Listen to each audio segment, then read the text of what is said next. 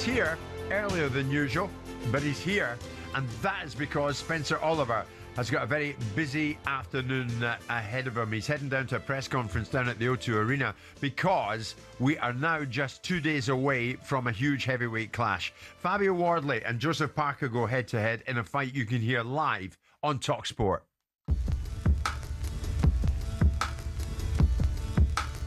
I'm happy that he put up his hand. There are a lot of fighters that say they want to fight, but they fight anyone. But they're just saying it, you know? Past this fight is the Oleksandr Usyk fight, and that's not a massive fight. That is the fight. That is everything. The winner of it will be the next challenger to Usyk. He's a WBA mandatory, I'm WBO, but we're not going to sit around and wait. We want to be busy. Big right hand there for Parker, and down goes McCauley. This is great work from Parker. The legs are completely gone of Wilder. Big Joseph Parker! I think this is a good example of we will fight anyone. Oh, he's put him down. I don't believe it. Wardley has put Wardley down with the right hand. Fabio Wardley. The real drama, the real excitement will come on the 25th.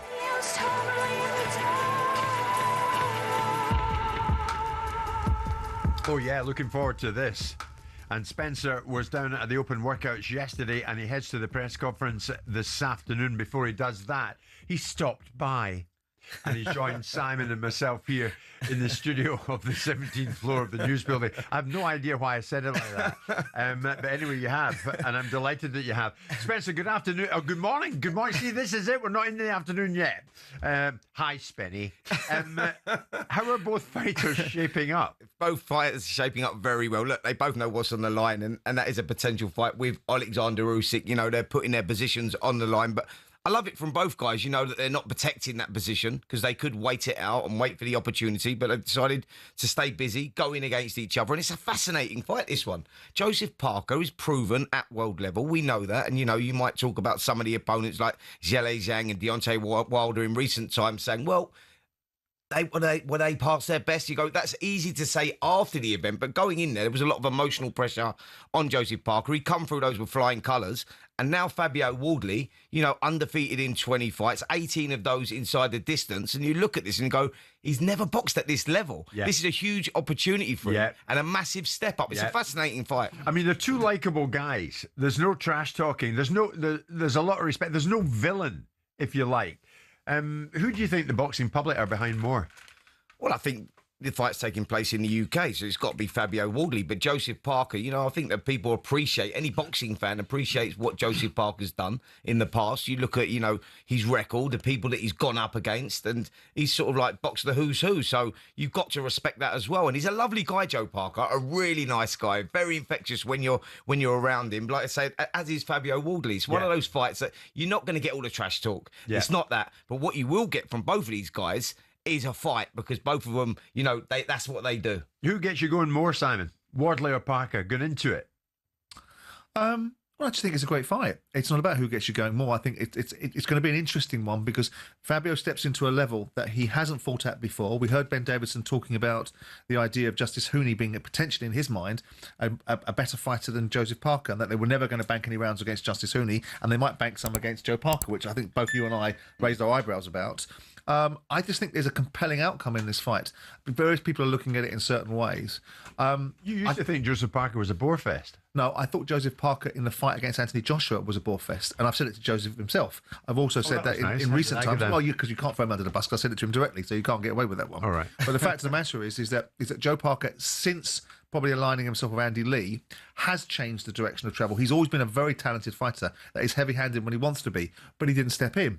Now he does, and he lets his hands go.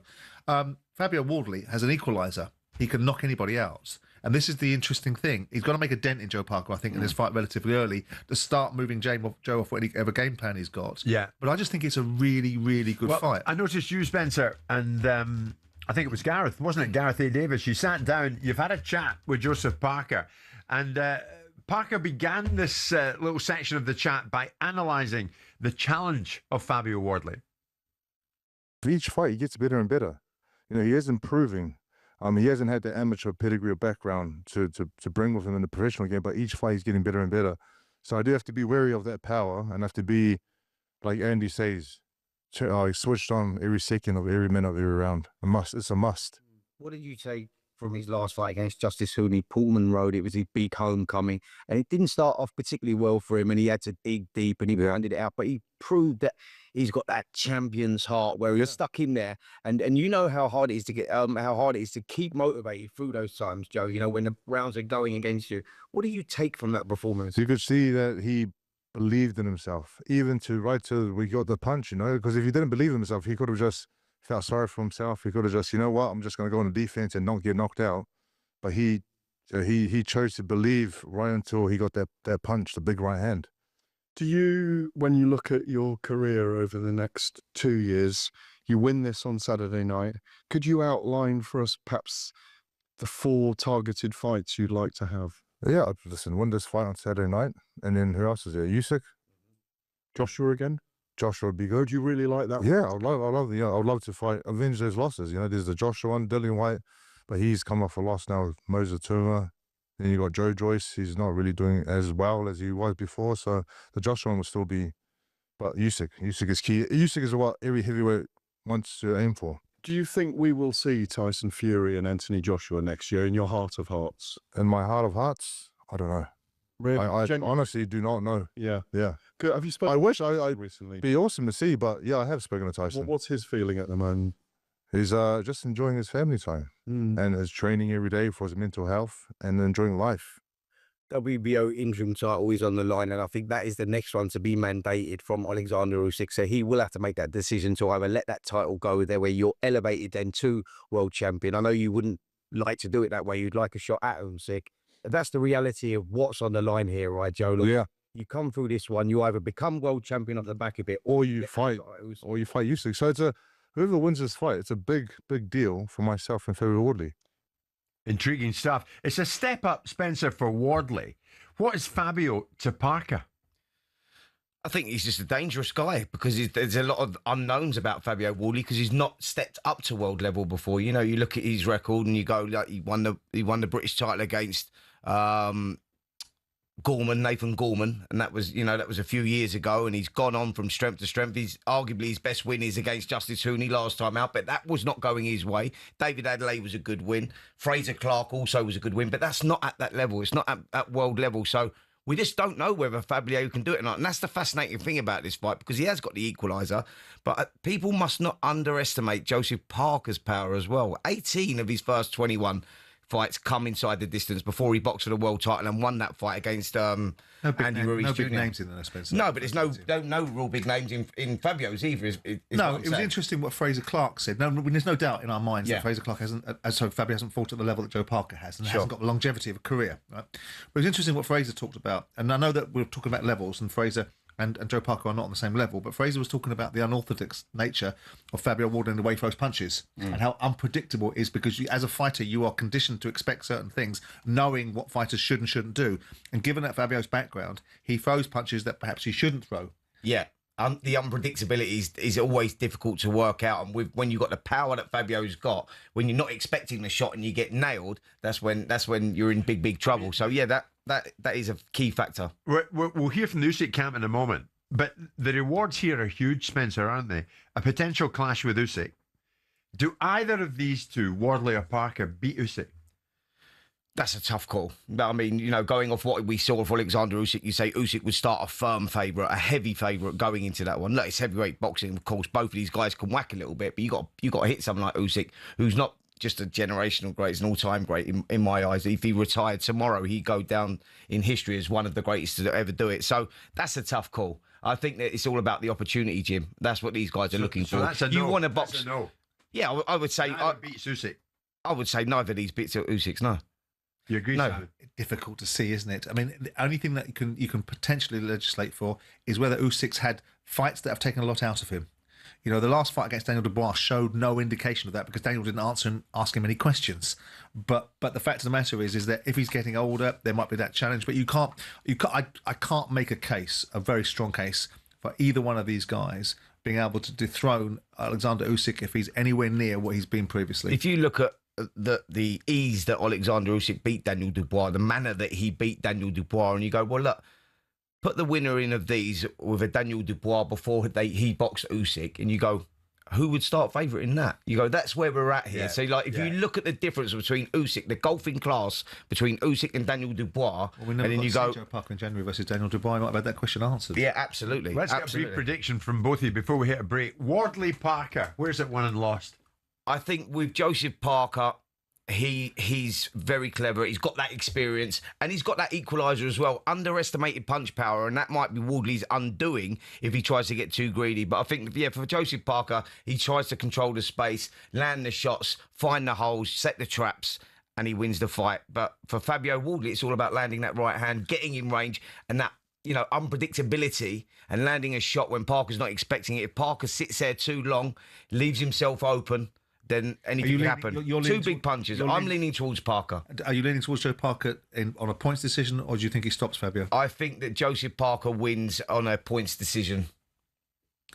I think that's a smart money. Yeah. I think that's a smart money. Points decision. Yeah. I mean, all I want is the two boys to have a really good fight and both of them come out with their reputations intact. Because even if we go down the camp of taking the conventional thinking that it's going to be a reach for Fabio, if Fabio goes and puts in a credible performance, a really credible performance, then it doesn't hurt his career in any shape or form. Wardley Parker, Saturday night. It's live on talkSPORT. Stay with us. We're live with you right now on talkSPORT with Selco, where the trade goes. Boxing update on talkSPORT with DAZN, the global home of boxing. Buy now at dazn.com/boxing. So as you know, this Saturday, former heavyweight champion and the current WBO interim champion Joseph Parker takes on the WBA interim heavyweight champion Fabio Wardley live from the O2. The winner all but guarantees themselves a shot at one of the undisputed champion Oleksandr Usyk's belts. Watch it live Saturday only on DAZN. While Spencer and Simon were chatting during that break, producer Luke was in the talkSPORT kitchen making me a lemsip, which was lovely of him. Because Spencer, as you can probably hear, I'm struggling a bit today, but because of the importance of the show and the massive audience figure we get these days, I'm in. Anyway, I digress. Frank Warren has said, Spencer, Simon, that his December 13 card in Manchester featuring heavyweights is going to be announced sometime on Saturday, when we know Fabio Wardley is going to be doing battle with Joseph Parker. So somewhere along the lines on Saturday, we're going to find out who Derek Chisora will face in his 50th and final professional fight in Manchester on December the 13th. But then David Hay appears to have let the cat out of the bag on this by confirming seemingly that Chisora will face Dillian Whyte on that night, December the 13th in Manchester. What do we know, Spencer? Well, listen, David Hay said it, hasn't he?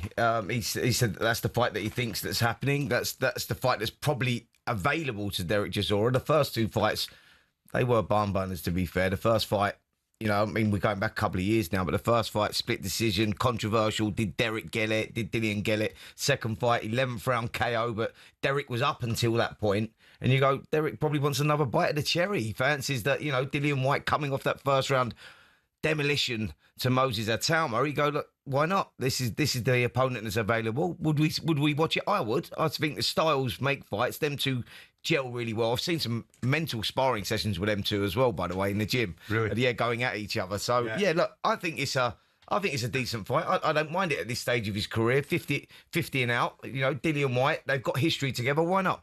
Is Dillian Whyte a fitting end for Derek Chisora on which to take a 50th and out bow? Not particularly. I thought you were going to say that.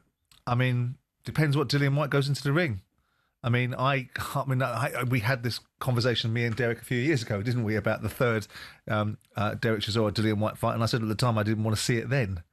And that's when myself and Derek had that, that back and forward years ago. So I can't hardly say now I want to see it. Yeah. And given what I've seen from Dillian, which was I saw somebody with no real spirit in that fight. I know it's easy for me to say I don't have to go into the ring, but I can only look at what I saw, and what I saw was none of the energy, none of the intensity, all of the things that the pundits that Dillian was pushing back at during the course of the week didn't know what they were talking about. All of the things that people said would manifest themselves did. And as difficult as it is to go against Moses Itauma, I expected a little bit more from Dillian, and what I saw was somebody coming into the ring with no intensity And yes, and he got hit with a good shot, and it would knock out most people. But the fact of the matter is that Dillian Whyte is not the Dillian Whyte that fought Derek Chisora 2, 3, 4, 5 years ago. So if you're asking me, is it a fitting end, given that Derek's on a decent run of form and clearly wants to have a grandstanding opportunity, and none of us believe that it's Derek's last fight anyway, but let's just say for the purpose of this conversation it is, Do you not? then no. Do you not? No. Do you?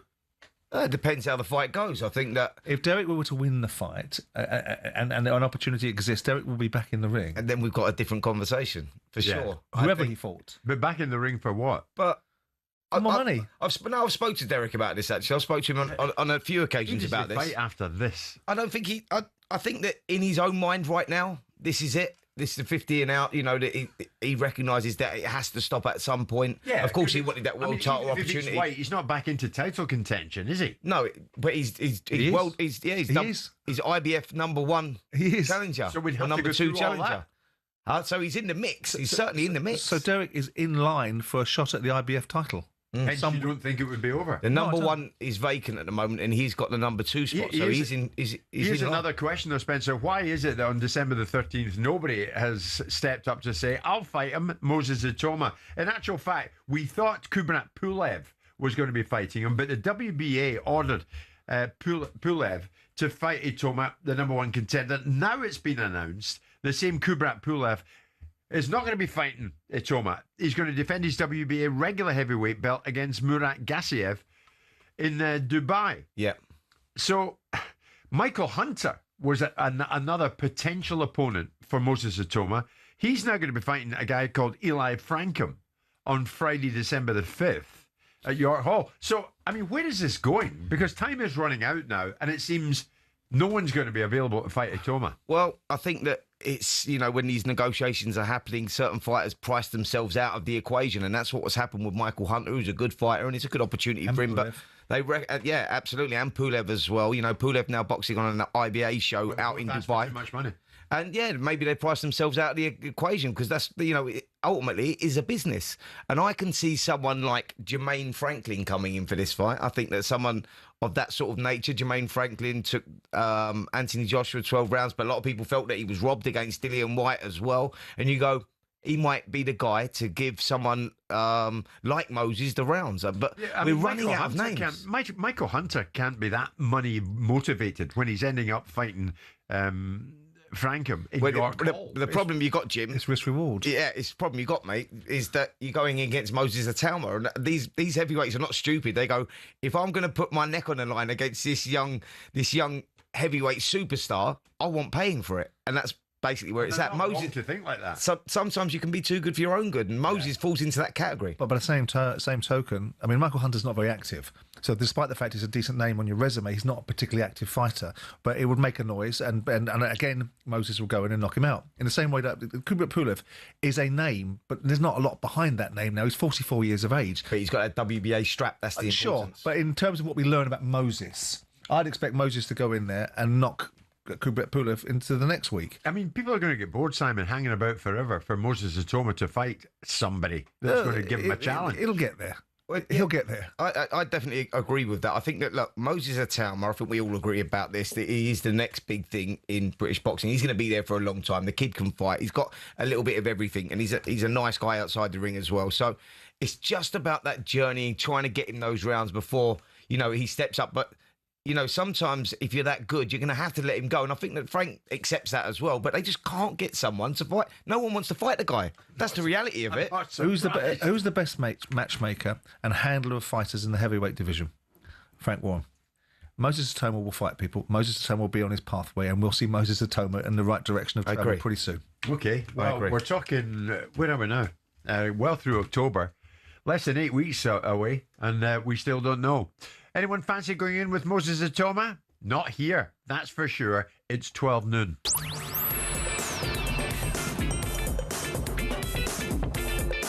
Good afternoon, everybody. It is 4 minutes past 12 noon. It's Jim White and it's Simon Jordan, and it's Spencer Oliver. Spencer arrived on the scene earlier than usual this Thursday lunchtime because he's heading off down to the O2, where there will be a press conference ahead of Fabio Wardley, Joseph Parker, which takes place down at the O2 on Saturday night. So Spencer is out of here sooner than later. Hence he arrived early. Hence he's still with us, but hence he'll be going fairly shortly. A lot to get through in the final hour today, not just while Spencer is with us.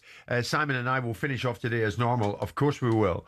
But I want to get to this, because when I heard about this, I was slightly worried. And of course, the gentleman involved, when I explain it, is going to be joining us live in a second. The Welsh boxer, Liam Williams, says he is ready to get back in the ring and he's ready to fight again. This is Liam Williams 12 months after retiring due to receiving several concussions, due to blows that he took to the head. And of course, there and then, people were concerned for Liam, and Liam announced his retirement. But now Liam is saying, that's gone, that moment is over, and I want to reverse the decision to quit and get back inside the ring and fight again. So many would say, Liam, what are you doing? The 33-year-old who won British, European and Commonwealth titles, having said he's retiring, is now no longer retiring, but a lot of people, no doubt, will be worried about Liam's decision to go back and fight again. And one of those who no doubt will be worried is right here in this studio, Spencer Oliver. We'll get to Spencer in a second. But Liam joins us live in the show. Liam, good afternoon. Good afternoon, guys. Hope you're all well. Great. And you look great. We're watching you live in the feed that's coming into us, because obviously these days, Liam, the show, not just on talkSPORT Radio, but we're live on your TV. So it's live everywhere and people are watching the show as well as listening to it. So Liam, first off, when and why did you make this decision to go back in the ring and fight again? Because that is what you intend to do, am I right? Yeah, of course, mate. I mean, obviously, I knocked it on the head back, let's just say 8 months ago, roughly, yeah. I had a lot of problems going on. Don't get me wrong, I had a concussion, which was then followed by another concussion not so long after. I boxed Eubank with a concussion. Should obviously very stupid of me, to be honest with you, and that's my own doing. But you know, I'll take that on the chin. Yeah, so obviously it was that kind of stuff was worrying me, but I never really had much of a rest since I did have that concussion, and I felt like I played a part moving on. And but Liam, if I can jump in, you fought Eubank, am I right? Suffering the effects of a concussion and against medical advice, but you did it because, quote, you didn't want to let your fans down. Yeah, of course. I got told like this is a no-go. It ain't that, well, it shouldn't be happening. And you know, I'm big enough and stupid enough to hold my hands up and go, you know, maybe I was wrong, but at the time I thought, nah, I'm not listening to these guys. I'm gonna do me, and I'm gonna go out there and get the win. But obviously it didn't work out that way for me. Liam, I respect you as a person, mate, as you know that, and you know I've respected what you've achieved in the ring as well, British, Commonwealth, European, boxing for world titles, all of that sort of stuff. You know, you've been a great ambassador for the sport, but you know and I know, at 33 years of age and the effects that you've been having, you know, concussions and passing out before fights, etc., that's telltale signs that, you know, that boxing's maybe, you know, starting to not be kind to you. And that's when we have to start looking at things, mate, and go, you know what, there's life after boxing. Yeah, you just need to find some direction, some sort of discipline, whatever it is, mate. But do you feel that you may be coming back into boxing for the wrong reasons? Because you know that when these sort of things start happening to you, mate, it's time to consider a new career. Yeah, mate, I totally understand where you're coming from, and you know, some people may worry, but I'm actually in a really good place, mate. I'm confident. I think everything's going well. I'm training well. I've been sparring as well. Even going back when this stuff was ongoing, I was always okay in sparring. I was fine in sparring. So that also leads me to believe that maybe the weight was a bit more of an issue than what I thought. What do you getting down to middleweight, mate? What do you put the concussions down to then? Because I would only put that down to one thing, mate: wear and tear. If I'm totally honest, and I'm speaking from the heart here, Liam, because I like you as a person, mate, and respect you. But I go, like, when things like that are starting to happen, that's just not normal procedure. It never happened earlier on in your career, and they're warning signs, mate. They really are, you know. I know the concussion. I know where it come from. It was an elbow to the head in sparring. But it happened a few times, no? Yeah, because I never give myself the correct break and you know, the correct time out of the ring in between. I've thought, nah, like partly my own stupidity, just thinking I'm too big and tough, you know. It's one of those things. But yeah, you know, you need a good break after you have a concussion.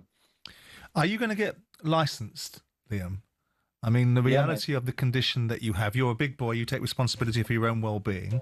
But the fact of the matter is, in order to get yourself licensed, you're going to have to be clinically evaluated given the circumstances previous. Is there any circumstances where you think you won't get, you've got licensed already, have you? Yeah. And so prior to your decision, I mean, you talked about the Eubank fight. And that fight went in fits and starts. I mean, you know, we saw the fight. You had a go at the end. It was a difficult fight for you. You've come back. You've lost fights. You got dropped by Hamza Sheeraz, knocked out in the first round of your last fight.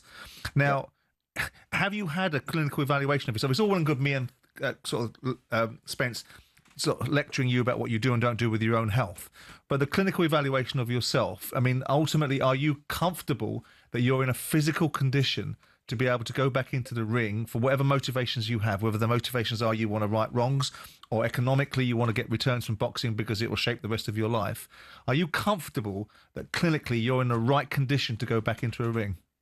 Yes, mate, 100%. I feel very fit and healthy. As I said earlier on, I've been sparring, training. I know sparring is one thing, fighting is another thing. I get that, but I've been sparring in the gym. I'm feeling really good. Yeah, you know, I've got no concerns. I feel great, and that's from the heart. Liam, what was the motivation for wanting to come back, mate? Because you know, you retired after that Hamza Sheeraz defeat. Where did the motivation come from to want to come back? To be honest with you, mate, I had a lot of things going on in my life, to be honest with you, which made boxing not enjoyable for me anymore. And, you know, for me to say that I'm done, that was the easy route out for me. Since that, things have got a lot better. My life is just a lot better now. So I feel like I'm in a position where I want to put a lot of them wrongs right. I didn't leave on the best note. You know, I got stopped in one round by Hamza Sheeraz, which is like no shame. Well, it is shame, but, you know, Hamza's a really good fighter. I mean, you can judge by our tone here, Liam, that obviously there's concern. There's bound to be. What are those closest to you saying to you? And they were kind of the same to be at the beginning. To be fair, it's just one of those things. Look, at the end of the day, I'm not a silly boy. If I didn't feel right, or if at any point during this stage of getting back fit and ready to go in the ring again, if any point that I don't feel okay, then that's me. I'll hold my hand up and go, nah, this ain't the right decision. So do you still feel you've got unfinished business in boxing? 100%, yeah. So when might you go back in the ring? What is your plan going forward? What you're looking at? I don't really know that answer, to be fair, at the moment, but I'm hoping that I can possibly get back in the ring before the end of the year, before Christmas. So just waiting to see what my manager can do, and fingers crossed we'll be back before the end of the year. Liam, I want to thank you for joining us. Before we go, I'll let Spencer have the last word here on this. Yeah, Liam. No one can stop him. No, absolutely. Doing that. Listen, what is your true opinion of what he's going to do? Liam Williams is his own man, and like I say, I've got a lot of respect for him, not just as a fighter, but as a person as well. I've always had a great relationship with Liam, and he's doing it for his own reasons, and you can't stop him from doing that. But what I would like to say to you, Liam, is, you know, I just wish you all the best in the future, and more importantly, you know, it's all about the health and safety of a fighter, and I just hope that everything goes well for you, mate. 100%, mate. Thank you, and I respect those, you know, the way you think. So I appreciate your time. Bless you, mate. Take care, lads. Liam Williams with us this lunchtime. We'll react to that after this.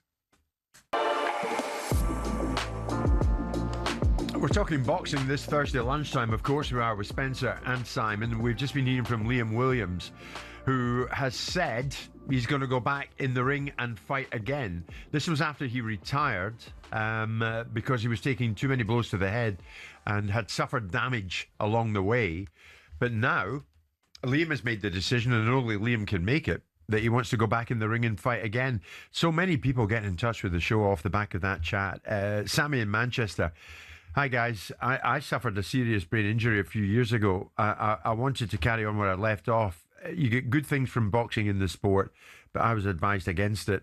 And I listened, of course, to that advice, and I took the advice. There's Rich. Rich, thanks for this. I'm perplexed listening to Liam Williams. My only thought would be, which fighter would ethically, morally want to fight Liam, knowing his history? And also, you tell me, guys, would Liam get a fight? Well, the next question, logical extension to that is which promoter would want to promote? Now, I don't want to do Liam Williams out of opportunities in life, and I don't want Liam Williams to have to explain himself as to the decisions that he's made. The concern that's coming from Spencer specifically, and latterly me, is about the well-being of a human being and the choices that he's making and the reasons why he might be making them. Sure. And I would be surprised, given his medical history, if any of the major promoters would want to take that risk with Liam. And I don't want to damage his opportunity if that's what he's decided to do. I just want the fella to be safe in life, and have a life afterwards, because I'm sure he's got a family, and his family want him there for the long term and not from some instantaneous gratification. So if he doesn't get a main promoter, where is he going to go to get some meaningful fights with some meaningful returns attached? That's a fair point, Spencer, isn't it? It's a very valid point, you know, and it's a very difficult situation, isn't it? Because like Simon says, you know, we don't want to do the kid out of, you know, any future earnings, etc., etc. But I'm all about the health and well-being of a fighter, and I think that, you know, with Liam's condition, where, you know, in his last couple of fights and where he was at, and what he said himself, come out publicly and spoke about himself, about, you know, having these concussions and whatnot. You look at that, and, you know, the brain suffers scar tissue through the wear and tear of fights through a career, and you go, at some point, that's your body saying, look, mate, we have to find something different. The one thing that Liam Williams is, despite the knockout to Hamza Shiraz's game, he really is. If you look at the fact that if he did go into that first fight with Eubank with concussion, given the fact that the first 4 or 5 rounds with Eubank were torrid, you know, you saw Liam Williams bite down on his gum shield and have a real go out of pure pride and standards and substance. But, you know, if their medical evidence points towards a challenge, then it must be the industry's responsibility to turn around and say, we need to stop somebody from doing something to themselves. It should be incumbent upon the industry, both the licensing body and the medical advice to get into a fight has got to mean something. Yeah, sure. He's a great kid, Liam. This is an industry that sanctions some crazy stuff, though. It is, and you know what the problem is, Jim, that we have with fighters as well. Like, the fighter's the first person to know it, but the last person to admit it, and that was when it comes to retiring. And he probably feels that, you know, after the first round defeat against Hamza Shiraz, he wants to go in there and prove himself. That's the gladiatorial side of him, and I understand all of that. Yeah. You know, because it was back in February 2024, he had his last fight, and now he's sitting there and he's probably thinking, I want to do it one more time. I want to test myself one more time. But I go, at what cost, mate? Yeah. You know, look at this and just go and find something else. Become a trainer, become a manager. You've been a great ambassador for the sport, and there is still a lot to give, but it's not inside the ring. You don't have to do it inside the ring. Well, we don't know where or when Welshman Liam Williams will go back in the ring, but we'll keep in touch with Liam and watch it with interest. One thing we do know is that former boxer turned bare knuckle fighter Tyler Goodjohn will not be sending Spencer Oliver a Christmas card. Now, Tyler Goodjohn retired at the weekend after he lost this bare knuckle fight to Paulie Malignaggi. It was a split decision, and it was a thoroughly torrid affair. But Malignaggi came out on top. Tyler Goodjohn lost it and then retired. But then the same Tyler Goodjohn took to social media to launch an attack at Spencer. I watched talkSPORT today, you know, talking about the fight with Paulie. Spencer Oliver, I mean, look, it's like this. I don't really like him as a pundit anyway, especially the last sort of 6 months, year. He speaks from a perspective of someone who's trying to please all the promoters, the managers, all the money men. I really don't feel like he speaks for the fighters, the people who need a voice. And what really annoyed me today is that he referred to me as being a Southern area level professional. Spencer, you know better than that. You know me. I was an English champion. What was the point of me getting in there fighting a 12-0 fighter, becoming champion of England, to then be mugged off on talkSPORT and be told that I was Southern area level? And look, Spencer, it's like this, mate. I demand an apology. I'm not asking, I demand an apology. Well, he demands an apology. Wow. What we would say is that in order to try and make Spencer feel even more uncomfortable, we tried to get Tyler Goodjohn to join us live in the show. But thus far, he has shown no inclination to do that. What's going on here with this man? It's funny, Jim, because he was happy to join Drive last night. So he went on the show on Drive last night. And when it was put to me, could we get Tyler on? I said, yes, please. Let's get him on. Let's have it out. I'll tell you where we're at with it. He retired from boxing back in 2017. By the way, always had respect for the kid. And I said to him, look, he was always that tough guy. And, maybe the guy that was the opponent to go on to the next level. That's probably the best way of putting it. I thought when we were doing the show, yeah, I'm sure he was Southern Area champion. All right, Southern Area champion. The next move is the English champion. So, yeah, okay, apologies, I got it wrong. He wasn't Southern Area, he was English champion. That's great. Okay, but let's not get personal about this and start saying you was mugged off. He wasn't mugged off. I think that what's happening here is he's trying to dine out on this. He's retired from bare knuckle boxing now. He's done great in bare knuckle boxing. He was a good boxer as well. I'm giving him his flowers for that. You don't have anything against him. But don't dine out on my name though, saying because me and Simon done a show and I said you was Southern Area champion and disrespected your name because I was English champion. He's mugged me off. I used to like Spencer until 6 months ago because I don't answer his DMs on my Instagram. Come on, mate. Get a grip. Well, and by the way, about the apology, you don't get an apology speaking to me like that, by the way. That's where we go with it. Well, Tyler, as we now know, was on Drive yesterday. And amongst other things, Spencer called you a tit. He knows you well then. Well, yeah, fair play to him on that one. Yeah, we'll give him that one. Does it prickle you a bit that somebody who's been in the fight game as you have been is obviously clearly not having what you have said? No, but Jim, all it is, mate, is like I say, he's dining out on it.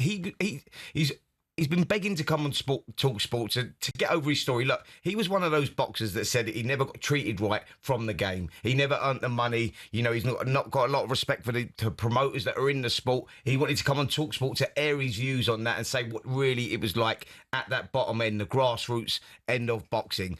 Unfortunately, he didn't get that opportunity to come on talkSPORT, and I think that he's now taking it personally on me because he hasn't been on it. And so now all of a sudden he's gone from liking me to really hating me and I'm a rubbish pundit. And all of a sudden, I've got this wrong with the Southern area and the English. I go, look, come on, mate. Really, you are really dining out on this. It is what it is. Pundit, you're a very popular pundit. But on occasion, do you say things to please the promoter? Well, look, him calling me a tit, the guy to my right calls me it every week. So that's water off a duck's back. That's not a problem.